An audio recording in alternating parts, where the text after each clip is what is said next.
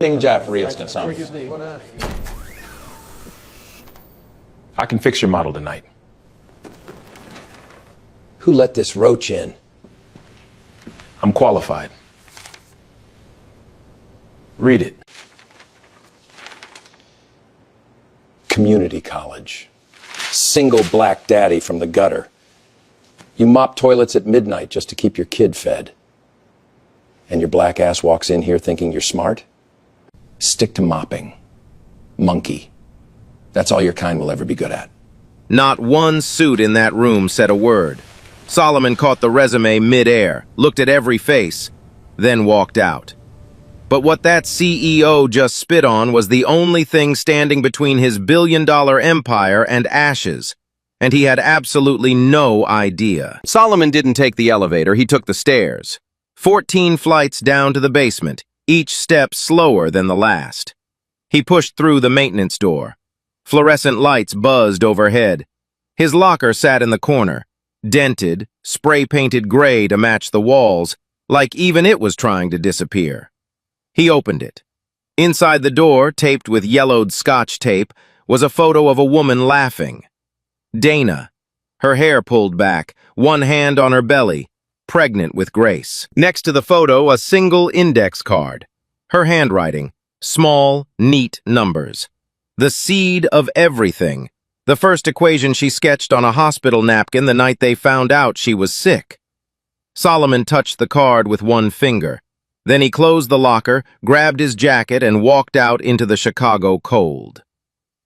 The bus at 1:14 a.m. never has more than 5 people. Tonight it had 3.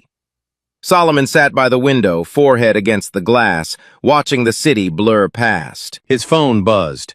A text from the overnight sitter. Grace had a nightmare again. She's okay now, sleeping. He closed his eyes. 9 years ago, Solomon Reed was not a janitor. He was 29, sharp and hungry. A junior quantitative analyst at Meridian Risk Partners.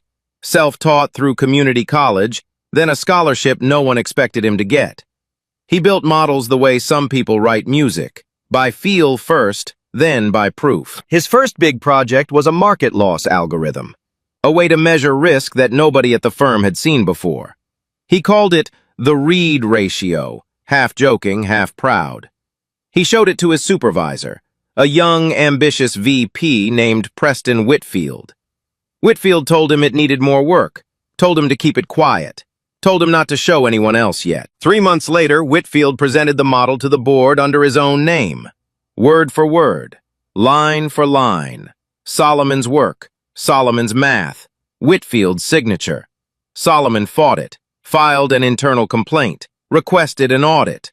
But a black junior analyst from the South Side versus a VP with a corner office and a golf buddy on the board, that's not a fight.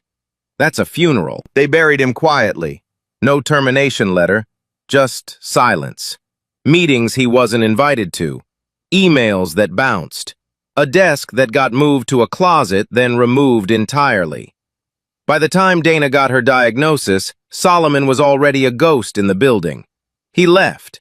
Not because he gave up, because his wife was dying and his daughter needed a father more than the world needed his math. Dana passed when Grace was 14 months old. Solomon came back to Meridian 6 months later, not as an analyst, as a night janitor. Because the health insurance covered Grace's pediatric visits, the hours let him walk her to school in the morning, and no one on the night shift remembered his face.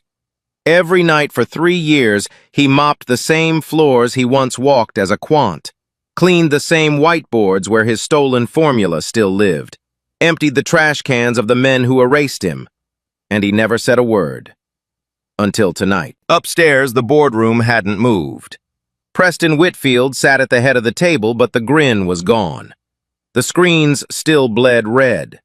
1.9 billion in exposure. The model, his model, the one that made his name, had cracked under a market shift nobody predicted. "Run it again," he said. They ran it again. Same result. Collapse. Eleanor Hayes sat 3 chairs down, watching. Head of the risk committee, glasses on, laptop open, fingers still. She hadn't said much all night, but she'd been thinking plenty. She kept replaying the moment, the janitor, the resume, the way he said, "I know where the model breaks." Not nervous, not guessing, like a surgeon pointing at the wound. "Preston," she said it carefully, "what if he's right?" Whitfield didn't look at her. "He's a janitor, Eleanor. He said he built risk models. And I said he mops floors. Drop it." Eleanor dropped it, for about 40 minutes. At 2 a.m., the third simulation failed. The quant team had nothing. The chief risk officer loosened his tie and stared at the ceiling like it owed him an answer. Eleanor opened her laptop. She pulled up the security footage from the hallway camera and rewound to the moment Solomon placed the resume on the table. She paused, zoomed. The resume was crumpled now, wherever it landed after Whitfield threw it, but in the freeze frame, she could see the top line. Solomon Reed, M.S., Applied Mathematics, Quantitative Risk Modeling. Her stomach dropped. She didn't tell anyone. She stood up, told the room she needed coffee, and took the elevator to the basement. The maintenance hall was empty. Solomon's locker was closed. The mop bucket sat in the corner, still wet. Eleanor almost turned around. Then she saw it. On the small metal desk next to the utility sink. A single sheet of paper, folded in half, weighted down with a pen. She opened it. Numbers. Dense, clean, beautiful numbers. A corrected version of the model's core algorithm. Every variable adjusted, every coefficient rebalanced, with a note at the bottom in block letters. The regime shifted. Your model didn't. This fixes it. No name, no signature, just the math. Eleanor's hands were shaking, not from the cold. She took the paper upstairs, sat in her office, plugged the numbers into a simulation. It held. She ran it again, harder, stressed it against the worst 6 market crashes of the last 30 years. It held every single time. She leaned back in her chair and pressed both palms against her eyes. A janitor, a black single father who mops their floors at midnight. He just solved in one night what 12 of their best couldn't crack in 3 months, and her boss had called him a monkey. At 6:48 a.m., Eleanor walked back into the boardroom. The quant team looked like ghosts, ties loose, coffee cold, faces gray. She placed the corrected model on the table. "This works," she said. "I ran it 9 times. It holds." Whitfield grabbed it, read through it. His eyes moved fast, then slow, then fast again.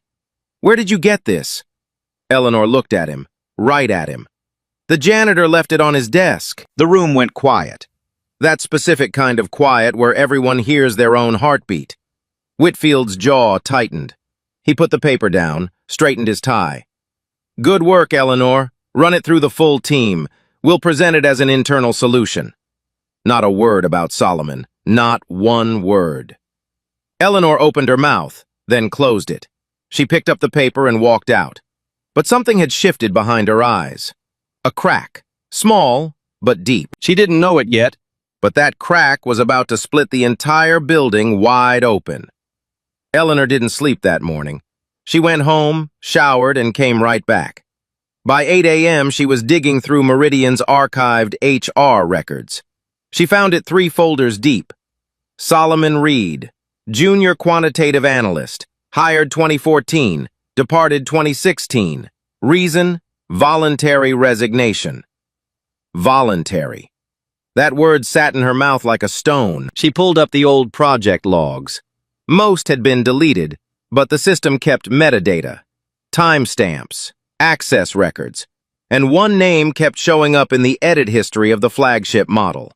Solomon Reed. Solomon Reed. Solomon Reed. Then, in March 2016, the edits stopped. A new name appeared. Preston Whitfield. Eleanor closed the laptop. Her hands were shaking. At 11:15 a.m., Whitfield held a company-wide call.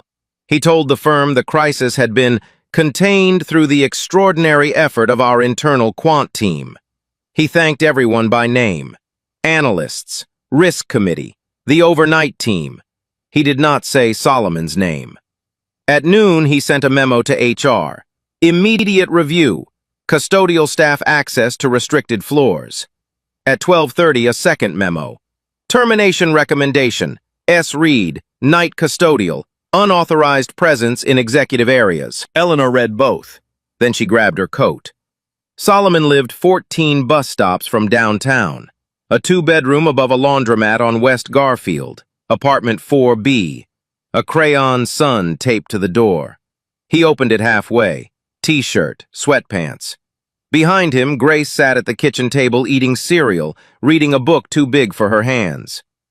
Mr. Reed, Eleanor Hayes, Meridian Risk Committee. I know who you are. He let her in. The apartment was small but clean.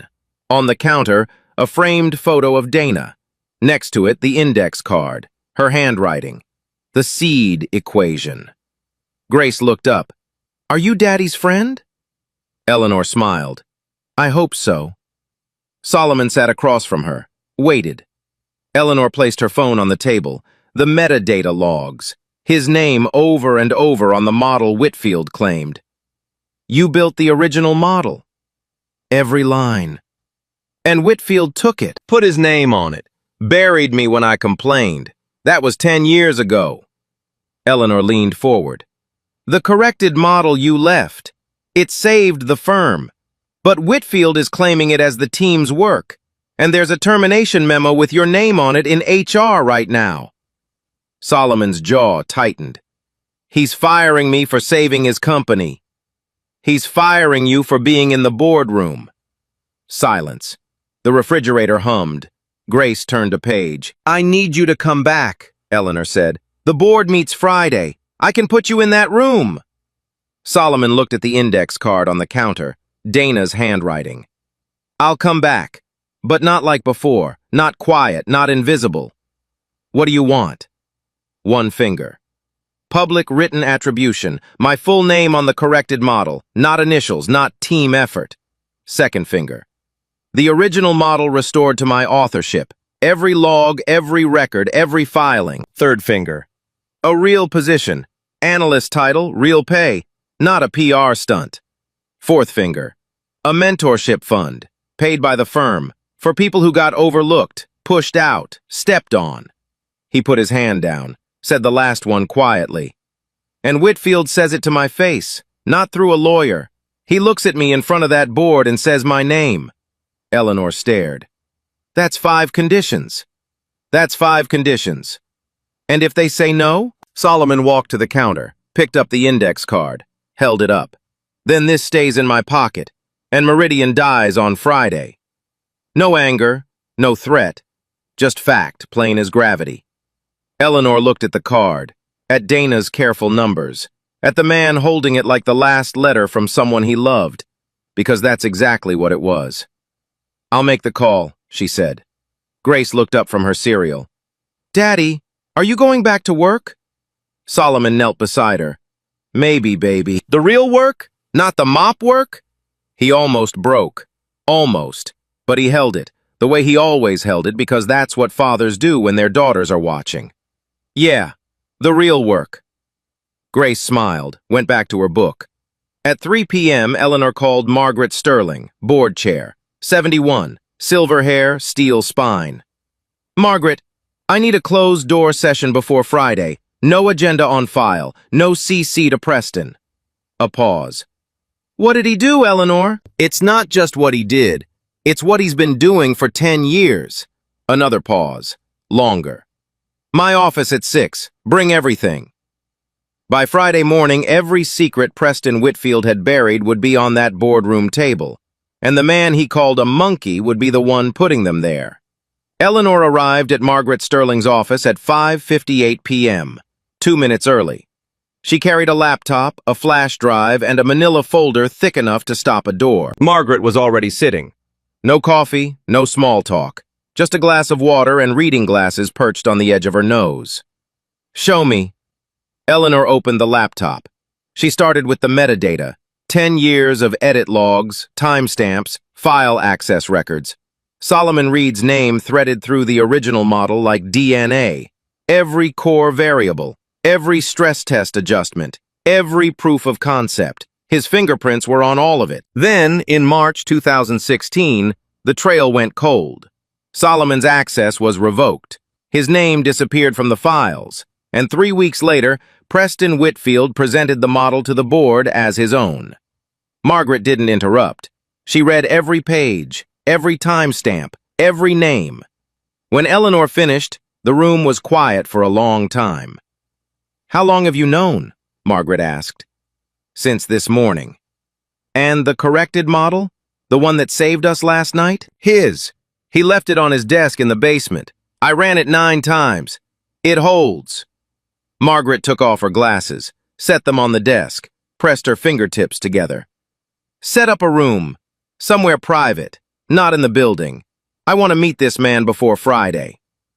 They met on Wednesday evening, a conference room at the Drake Hotel, neutral ground. Margaret insisted. She said a man who'd been humiliated in Meridian's boardroom shouldn't have to walk back in until he was ready. Solomon came straight from picking up Grace at school. He wore a clean button-down, no tie. His shoes were polished but old. He carried a leather folder, the same resume plus a stack of handwritten notes. And in his shirt pocket, the index card. Margaret stood when he entered. She extended her hand. "Mr. Reed, I'm Margaret Sterling. I know who you are, ma'am. Sit down, please." He sat. Eleanor sat beside him, Margaret across. For the first 30 minutes, Margaret asked questions. Calm, precise, unhurried. She asked about his education, his early years at Meridian, how the model was built, what happened when he complained, why he came back as a janitor. Solomon answered everything the same way. Steady, factual, no self-pity. Like a man reading coordinates off a map. "Here is where I started. Here is where I was robbed. Here is where I ended up." Margaret listened the way very few people listen, with her whole body still. Then she asked the question Eleanor had been afraid to ask. "Why didn't you sue?" Solomon looked down at the table. For the first time all evening, his composure cracked. Just a hairline, just for a second. "My wife was dying. I had a 6-month-old baby. I had no money for a lawyer and no energy for a war." He paused. "And I'll be honest with you, ma'am, I didn't think anyone would believe me. A black man from the South Side saying a white VP stole his work? In 2016? He shook his head. "I knew how that story ends." Margaret didn't look away. "How does it end?" "Quietly. That's how it always ends, quietly." The room held still. Then Margaret said, "Not this time." She asked to see the index card. Solomon hesitated. It was the first time all night he hesitated about anything. Then he reached into his pocket and placed it on the table. Small, 3 inches by 5, slightly yellowed at the edges. Dana's handwriting, tiny, precise, beautiful. Numbers and symbols in blue ink. A few words scribbled in the margin. "Start here. Build outward. Don't be afraid of the zeros." "My wife wrote this," Solomon said, "the night we found out she was sick. She was a math teacher. Middle school, South Side. Not famous, not published, just good. Really, really good." He touched the edge of the card. The doctors gave her 18 months. She wanted to understand her own odds, so she started building a probability model, right there on the hospital napkin. I watched her work the numbers with an IV in her arm, and I thought, if she can face her own math, I can face anything. His voice didn't shake, but his hand did. I took her equation home that night, sat at the kitchen table after she fell asleep, and I built on it, layer by layer. That became the core of the risk model, the one Whitfield took. Eleanor's eyes were wet. She didn't wipe them. Margaret picked up the card, held it carefully the way you hold something that belongs in a museum. "This is the origin," she said, not a question. "That's the origin." Margaret placed the card back on the table exactly where it had been. She looked at Solomon. "Mr. Reed, I've chaired this board for 11 years. I've seen bad decisions, and I've seen cowardice dressed up as strategy. But I have never—" She stopped, took a breath. "I have never seen anything like this." She opened her own folder. Inside, a printed copy of Whitfield's termination memo for Solomon. "He's trying to fire you. You know that." I know that. He won't succeed. She closed the folder. I'll see you Friday morning. Bring that card. Solomon got home at 9:40 p.m. Grace was still up, sitting on the couch in her pajamas, a math workbook open on her lap, the TV on mute. Daddy, you're late! I know, baby, I'm sorry. Mrs. Patterson made us do fractions today. I got all of them right. He sat down beside her, pulled her close. All of them? All of them, even the hard ones. He kissed the top of her head. She smelled like soap and grape juice. Daddy? Yeah? Are you sad? He thought about that, really thought about it. No, baby, I'm not sad, I'm just tired. Mama tired or work tired? That was Grace's system. She'd invented it when she was 6. Mama tired meant the kind of tired that lives in your chest and never really goes away. Work tired meant the kind you can sleep off. Work tired, he said. Good. She turned the page in her workbook. Because I need help with decimals.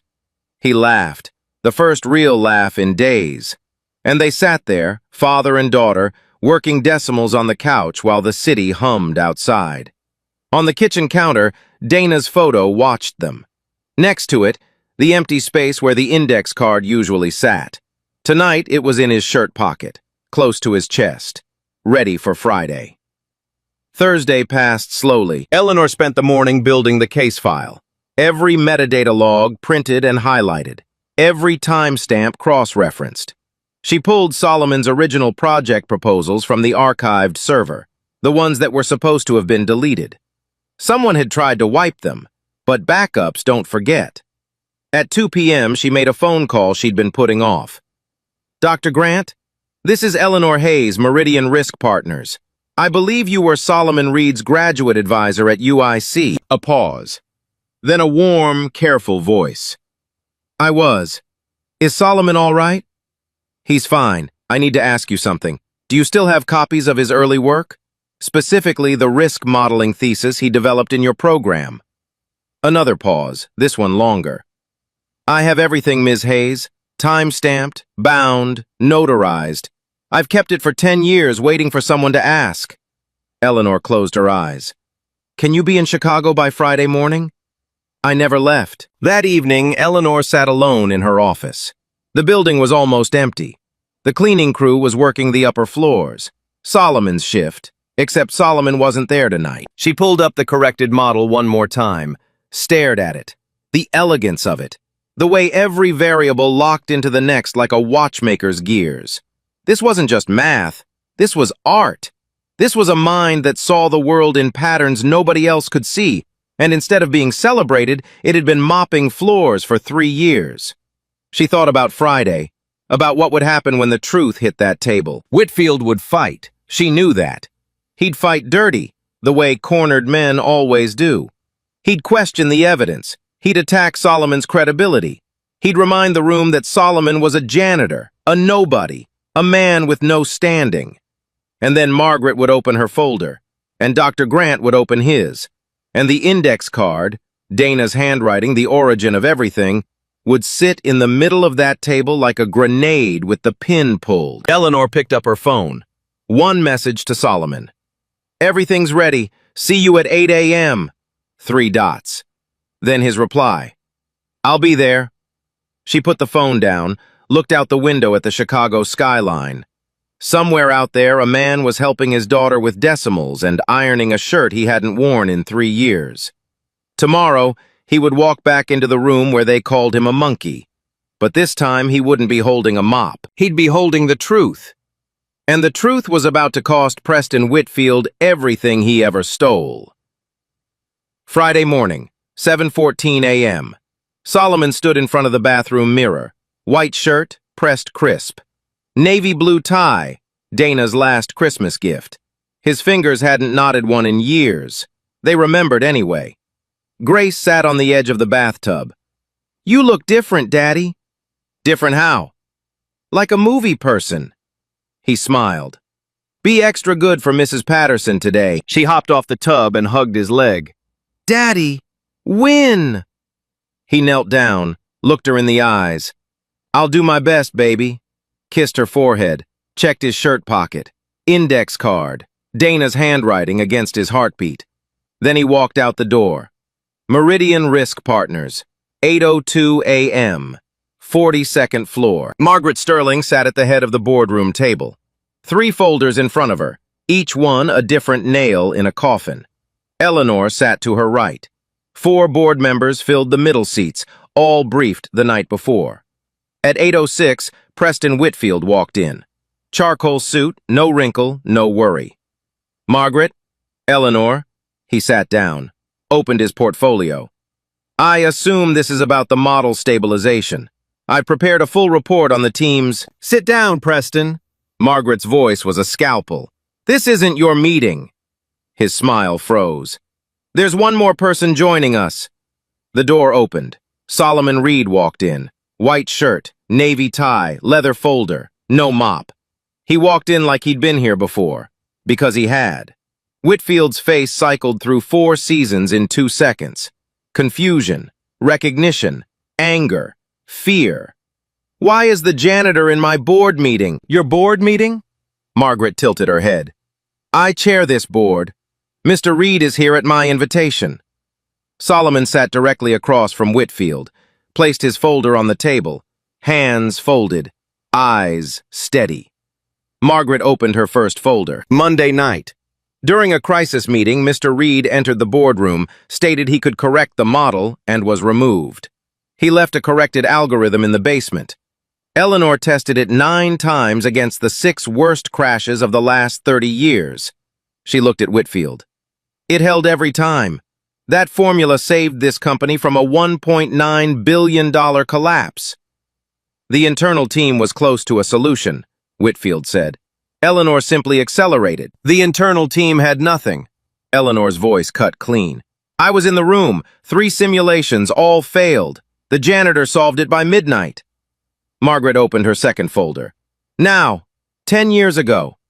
The air changed. In 2014, Mr. Reed was hired as a junior quantitative analyst.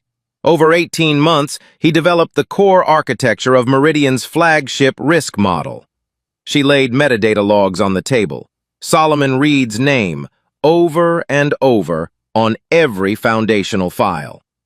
In March 2016, his access was revoked. 3 weeks later, you presented this model to the board under your own name. She looked at Whitfield. Your entire career, your promotion, your compensation, your reputation is built on the work of the man sitting across from you, the man you called a monkey. Whitfield's face went gray. That's absurd. The model was a team effort. Reed was a junior contributor at best. I have the original thesis. Everyone turned. Dr. Walter Grant stood in the doorway. 73, tweed jacket, wire-rimmed glasses. He carried a bound document under his arm. Solomon Reed's master's thesis, he said. Submitted 2013. Time-stamped. Notarized. He opened it to a flagged page. Chapter 4. The core algorithm. Every variable, every coefficient, every proof, identical to the model you presented in 2016. Not similar. Identical. He placed it on the table. I've kept this for 10 years, waiting for someone to ask. Whitfield opened his mouth. Nothing came out. Margaret opened her third folder. Tuesday at 12:30 p.m., you sent a memo recommending Solomon's immediate termination. You tried to fire the man whose formula just saved your company because he embarrassed you. She held up the memo, set it down. And Monday night, in front of 12 senior leaders, you told a black man who built the very model this company runs on to stick to mopping. You called him a monkey. You threw his resume in his face. She took off her glasses. I have the security footage, Preston. The board has seen it. Silence. The kind that has weight. Whitfield sat still. Portfolio closed. Hands flat. The smile, the charm, the machinery, all gone. Nothing left except a man in an expensive suit watching the floor disappear beneath him. He looked at Solomon. Solomon looked back. No anger, no triumph, just patience. What happens now? Whitfield's voice was thin. Now, Margaret said, we hear from Mr. Reed. Solomon placed the index card on the table. Before I say anything, I want you to see this. The board leaned in. Small yellowed card, blue ink, Dana's handwriting, numbers, symbols, and 5 words in the margin. Start here. Build outward. Don't be afraid of the zeros. My wife wrote this the night she was diagnosed. She was a math teacher on the South Side. She wanted to understand her own odds, so she built a model on a hospital napkin with an IV in her arm. His voice was steady. The room was not. I took that equation home, built on it, layer by layer. It became the core of everything. The model, the algorithm, the formula that saved this company 2 days ago. All of it started here. He touched the card. My wife passed when our daughter was 14 months old. I lost my career. I lost my name. I lost 10 years. But I didn't lose this. He tapped the card. And I didn't lose what she taught me, that a true number is a kindness, and a lie dressed as a number is the cruelest thing there is. He looked at Whitfield. You stole a dying woman's math and built a throne on it, and when her husband came to save you, you called him a monkey. Whitfield's head dropped. Not a performance, not strategy, it just dropped, the way a man's head drops when the full weight of what he's done finally lands. Solomon turned to Margaret. I have 5 conditions. And every person at that table knew the man with the mop was about to decide the future of a billion-dollar company. Solomon didn't rush. He let the silence do its work. Every second it sat in that room, it got heavier, pressing down on every person who had ever walked past him with a mop in his hand and never looked twice. Then he spoke. First, public written attribution. My name on the corrected model. Not initials, not team effort. Solomon Reed, in full, on every document, every filing, every presentation that leaves this building. Margaret nodded. She wrote it down. Second, the original model, the one built from my wife's equation, the one that's been running this company for a decade, gets restored to my authorship. Every log, every record, every filing. My name goes back where it was before it was erased. She wrote that down too. Third, a real position, analyst title, real compensation, a desk on the floor where the work happens, not a gesture, not a press release, a job. Fourth, a mentorship fund, paid by the firm, for people who got overlooked, people who got pushed out, people who never got a door open for them. They get a path in, a real one. He paused. The room waited. Fifth, he looked at Preston Whitfield. Whitfield hadn't moved. His hands were still flat on the table. His head was still down. He looked like a man trying to hold himself together by staying perfectly still. Like if he moved, something inside him would break loose. You look at me, Solomon said. Right now, in front of this board. Slowly, Whitfield raised his head. His eyes were red. Not crying, not yet. But the machinery behind them had stopped working. The charm, the angles, the calculations, all offline. What was left was just a man, a smaller man than anyone in that room had ever seen. Say my name. Whitfield's mouth opened, closed, opened again. Solomon. It came out cracked, barely a whisper. My full name, Whitfield swallowed. Solomon Reed. Now say what you did. The room wasn't breathing. Whitfield's voice was thin, stripped. I took your work. I put my name on it. And Monday night? His eyes dropped, came back up. I humiliated you, in front of everyone. Say what you called me. The longest pause of the morning. I called you a monkey. His voice broke on the last syllable. I told you to stick to mopping. Solomon held his gaze for 3 more seconds. Not for punishment, not for revenge. For the record. So that it existed in the air, in the room, in the memories of every person at that table.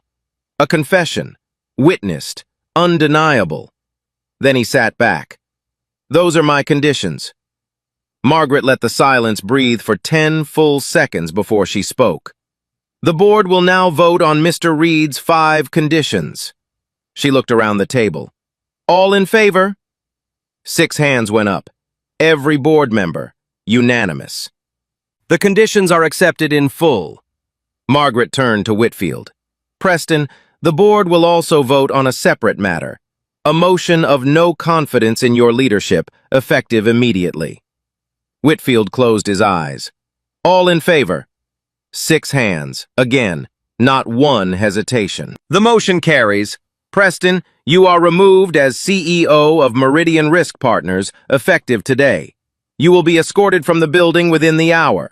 Your access will be revoked. Legal will contact you regarding the terms of your departure. She said it the way you announce a gate change at an airport. Clean, final, already moving forward. Whitfield stood up. He buttoned his jacket.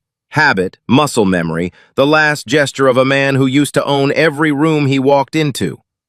He picked up his portfolio, looked around the table one more time. Nobody looked back. He walked to the door, stopped, turned halfway toward Solomon. For a moment it seemed like he might say something, an apology, a justification, a last attempt at the old machinery. But there was nothing left to run it. He walked out. The door closed behind him with a soft click. Not a slam, not a storm, just a click. The quietest ending to the loudest lie in the building.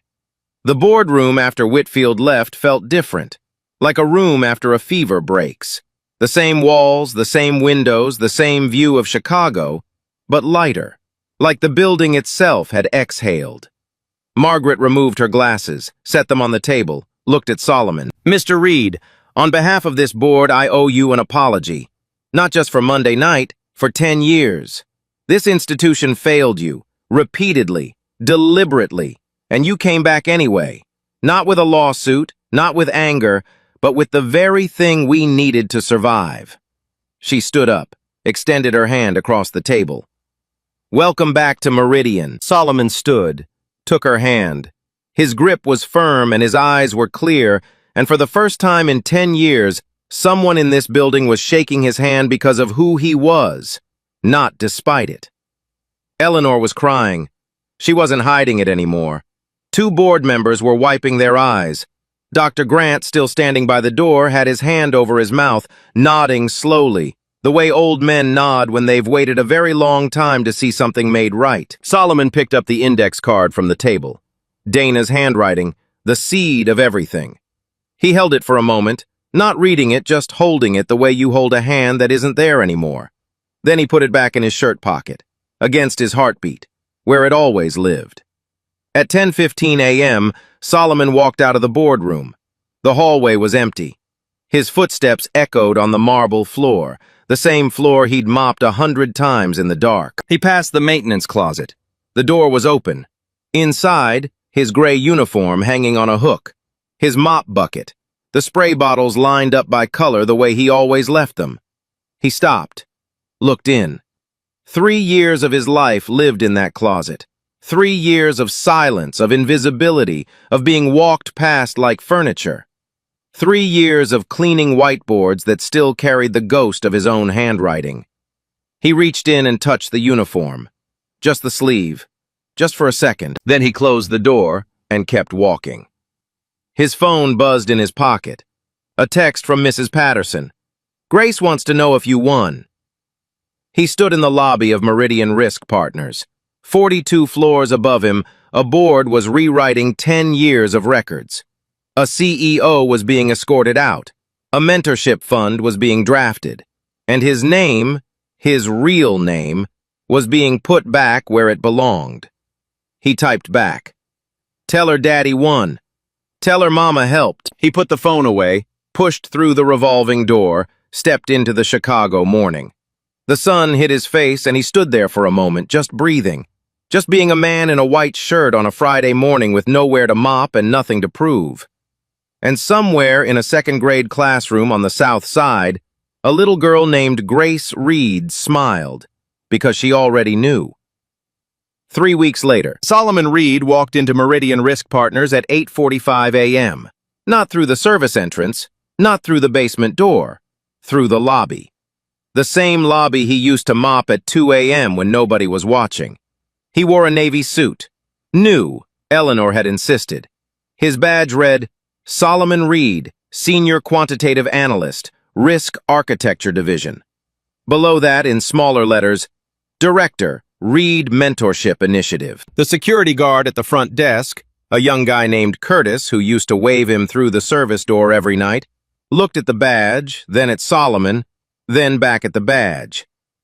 "Mr. Reed," he grinned. "Looking sharp." "Same guy, Curtis." "Nah," Curtis shook his head.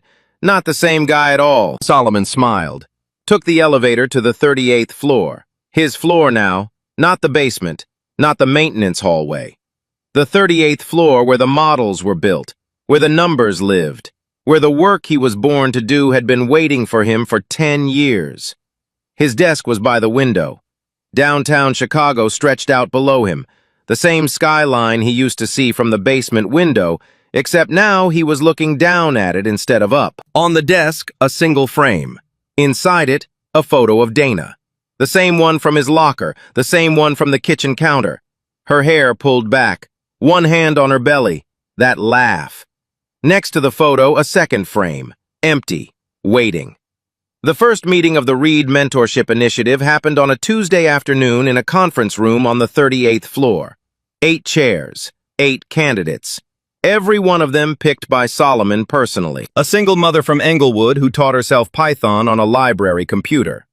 A veteran with a prosthetic hand and a statistics degree no one would look at twice.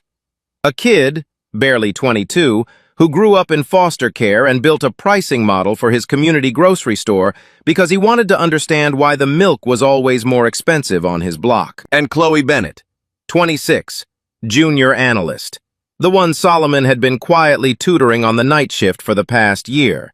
She never knew his background. She just knew the janitor could explain volatility curves better than anyone on the trading floor. Solomon stood at the front of the room. No podium, no slides, just him. "I'm not going to give you a speech about opportunity," he said. "You already know what opportunity looks like. It looks like a door that keeps closing in your face." A few of them smiled, the kind of smile that means, "Yeah, I know exactly what you mean. I'm here because somebody stole my work and nobody believed me. I'm here because I mopped the floors of the people who erased my name. And I'm here because a woman who was smarter than all of them wrote an equation on a napkin in a hospital bed and told me to build outward." He placed the index card on the table. Dana's handwriting. The seed of everything. "This is where it started. This is where everything started, and I want you to see it, because I need you to understand something." He looked at each of them, one by one. "Your math counts. Your work counts. Your name counts. And anybody who tells you to stick to mopping, they're not talking about you. They're talking about themselves. They're telling you exactly how small they are." Chloe was the first one to cry. She wasn't the last. The mentorship program didn't just work, it burned. Within 6 months, 3 of the 8 candidates had moved into full analyst positions. The foster kid, his name was Jerome Wilson, rebuilt the grocery pricing model into a consumer risk tool that 2 hedge funds tried to license before the ink was dry. Chloe Bennett was promoted to the risk architecture team, working directly under Solomon. The financial press noticed. Not because of a press release. Meridian didn't send one. They noticed because the models coming out of the 38th floor were different, sharper, more humane. They accounted for variables the old quant culture never thought to include. Community impact, wage gap exposure, systemic inequality as a risk factor. Things the old guard called soft. Things Solomon called the real math. Bloomberg ran a profile. The headline, "The Janitor Who Rewrote Wall Street's Risk Playbook." Solomon didn't love the headline. He told Eleanor it made him sound like a character in a movie. She told him to shut up and frame it. He didn't frame the article, but he did frame something else.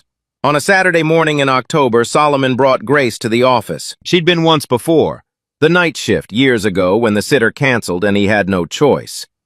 She'd slept on the break room couch while he mopped. She was 5 then, she didn't remember it.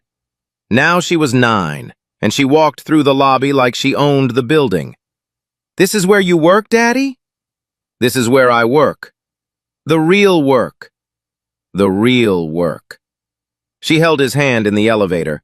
When the doors opened on the 38th floor, she stood very still. "It's high up." "It is." Mama would have liked it. He squeezed her hand. Yeah, she would have. He led her to his desk, showed her the view, showed her the photo of Dana. Then he opened his drawer and pulled out the index card. Grace had seen it before, on the kitchen counter, in his shirt pocket, at the table when he helped her with decimals. She knew it was Mama's. She knew it had numbers on it. She didn't know what it meant. Not really. Not yet. "Remember when I told you Mama wrote this in the hospital? The night she got sick." That's right. She was working on a math problem, a really hard one, and she wrote the first piece right here. He pointed to the equation. "This little piece, this is what I built everything on. The model that fixes the numbers when they go wrong. The thing that helps the company know when something bad is coming." Grace touched the card, carefully the way Margaret had, the way everyone did. "Mama made that?" "Mama started it. I finished it. And now it's got our name on it. The Reed thing. The Reed ratio." She looked up at him. "Can I be a Reed ratio too?" He laughed, pulled her onto his lap. "Baby, you already are." He picked up the empty frame from his desk, the one that had been waiting. He slid the index card inside, gentle, precise, the way you set something down that carries the weight of a whole life. Then he placed it on the desk, next to Dana's photo. The card that started on a hospital napkin, that lived in a locker, that rode in a shirt pocket against his heartbeat, that sat on a boardroom table while a man asked to be called by his own name. Now it lived in a frame, on a desk, on the 38th floor of a building he used to clean in the dark. Grace pressed her nose to the glass. "I can see our bus stop from here, Daddy." He looked. She was right. 14 stops south, past the laundromat, past the school, the same route they rode every morning. "I see it. It looks small from up here. Everything looks small from up here, baby." She leaned against him. He leaned against her. And they sat like that for a while, father and daughter, looking out at a city that had tried very hard to make them invisible, and failed. Monday morning, 8:30 a.m. Solomon walked through the lobby. Curtis waved. He waved back, took the elevator, 38th floor, sat down at his desk. The index card, framed, caught the morning light. Dana's handwriting glowed blue. "Start here. Build outward. Don't be afraid of the zeros." He opened his laptop. There were 14 new applications for the mentorship program sitting in his inbox. 14 people who'd been told they weren't enough, that their math didn't matter, that they should stick to whatever hole the world had put them in. He started reading. That Tuesday at 3:15 p.m., Grace Reed got called to the front of her second-grade class. Mrs. Patterson asked her what her daddy did for a living. Grace stood up very straight, tucked her hair behind her ear. "My daddy fixes the math when the numbers go wrong," she said, "and my mama helped." 23 kids stared at her. Grace sat back down, opened her workbook, started on decimals.